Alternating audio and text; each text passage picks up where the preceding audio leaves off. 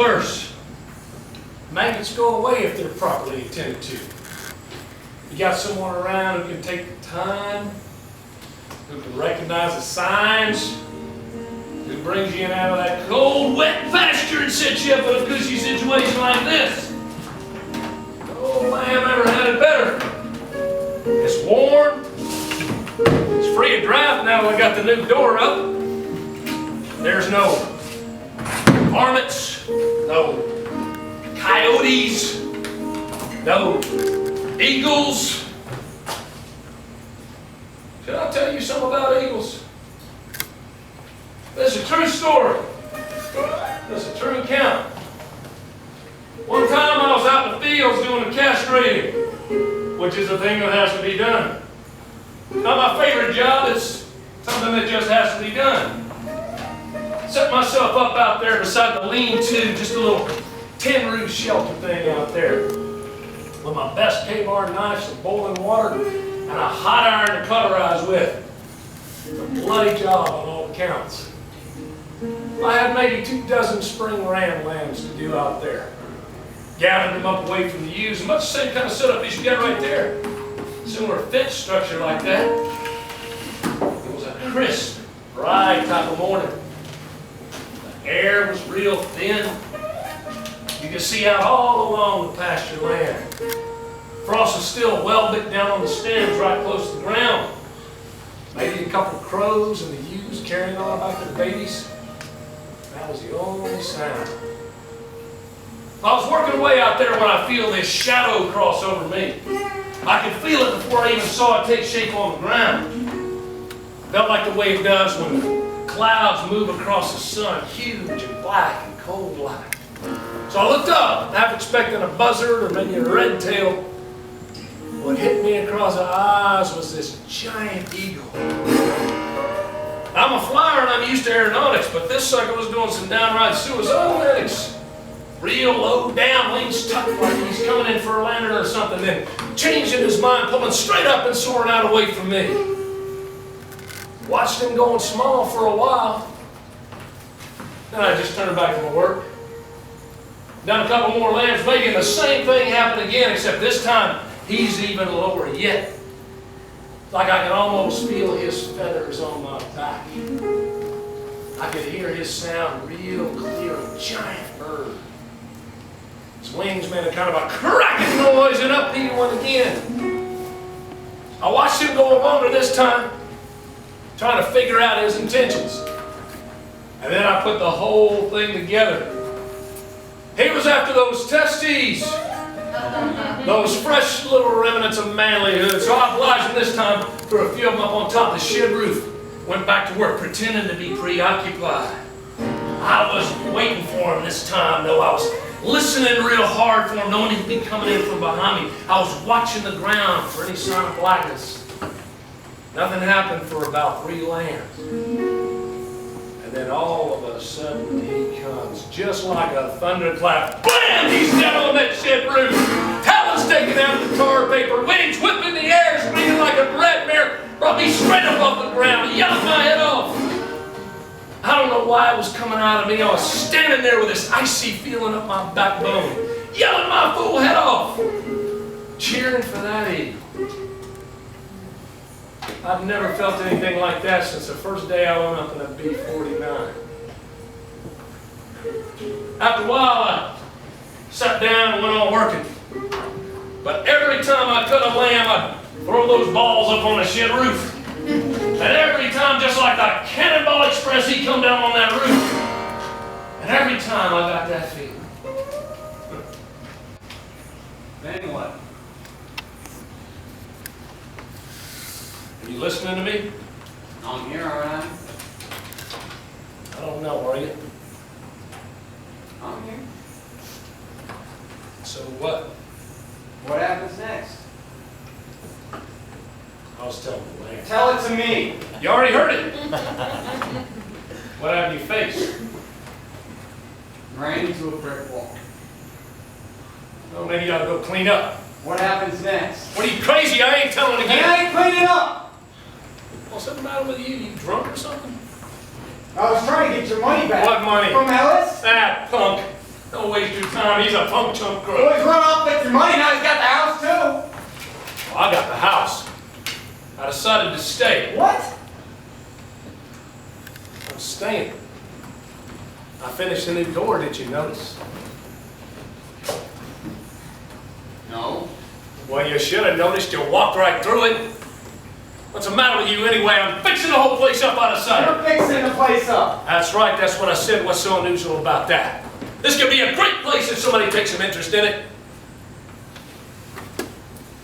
Why don't you make yourself some coffee and clean up a little? You look like 40 miles on a rough road. Go on, a fresh pot of coffee.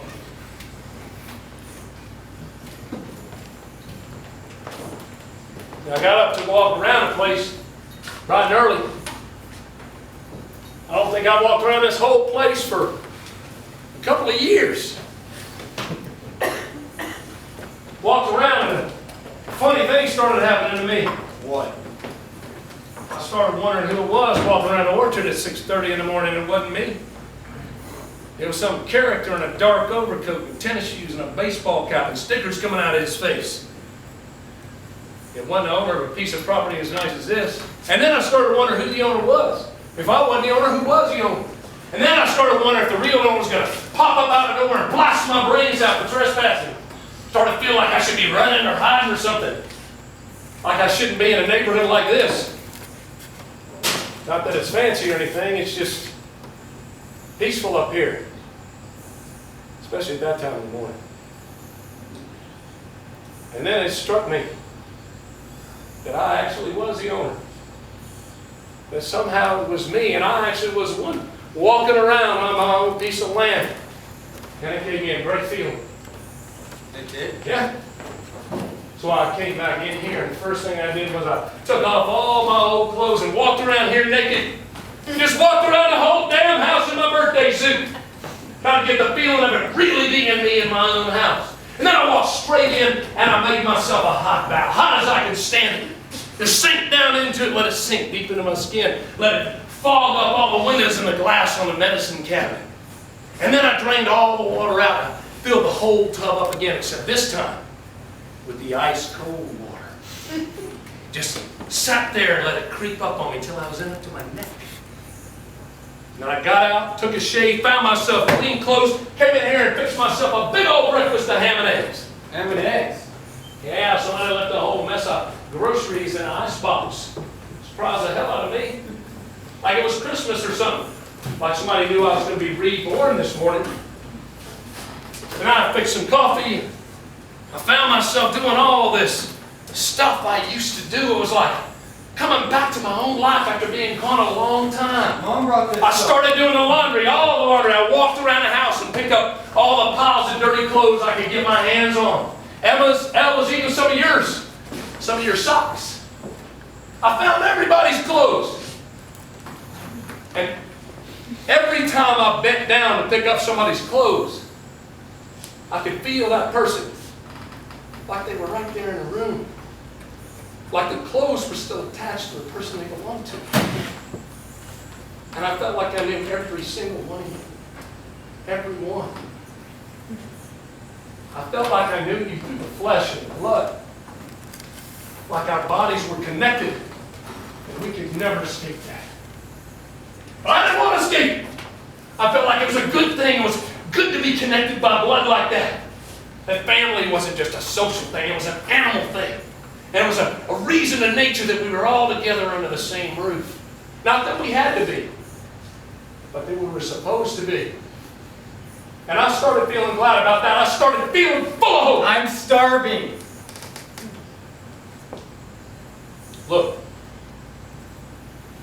why don't you go in there and make yourself a hot bath? Wash that crap off your face. I'll make you some ham and eggs. What is that crap anyway? What? Oh, he took a few swipes at you, huh?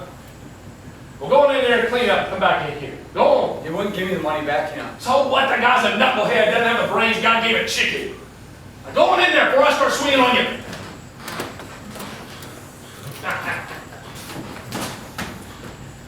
You know, I was thinking about that avocado deal you were talking about before. You know, joining the Growers Association and all. And I started thinking, such a bad deal after all. We wouldn't have to hire Mexicans or nothing. We could pick them ourselves, some direct to the company. How's that for an idea? Cut down on the overhead. That tractor's still working, isn't it? I mean, the motor's not seized up or nothing. We got plenty of good pressure and irrigation. I checked it this morning. The water's blasting right through those pipes. Wouldn't take much to get the whole operation going full tilt again. I'll resell that land out there. That'll get us a start. Somebody somewhere is going to want a good piece of desert land. Prime location, even if it didn't be developed. You know, it's only a 3-hour drive from Palm Springs. You know what that's like. You know the kind of people who frequent that place.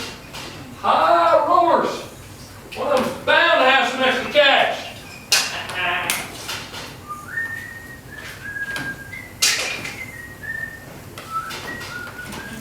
What's that lamb doing back in here? Got him back on his feet. They've been tucked there for a while, didn't think he'd pull through. Maggots clear up to the small intestine. Where have you been anyway? Jail. Oh yeah? They finally caught you, huh? The long arm of the law.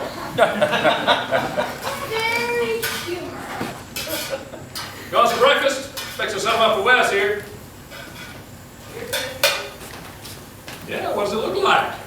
I didn't realize you knew how to flip an egg. Look at all this laundry. Yours truly? You having a nervous breakdown or what? What? Can't a man do his own laundry? As far as I know, he can. Even did some of yours. Gee, thanks. Well, I could have left it. I was doing a load of my own. I figured I'd throw everybody else's in the boot. Where have you been? Off with that fancy lawyer? I've been in jail, like I said. Oh, come on. What? On a visit? They throw you in the drunk tank? Come on.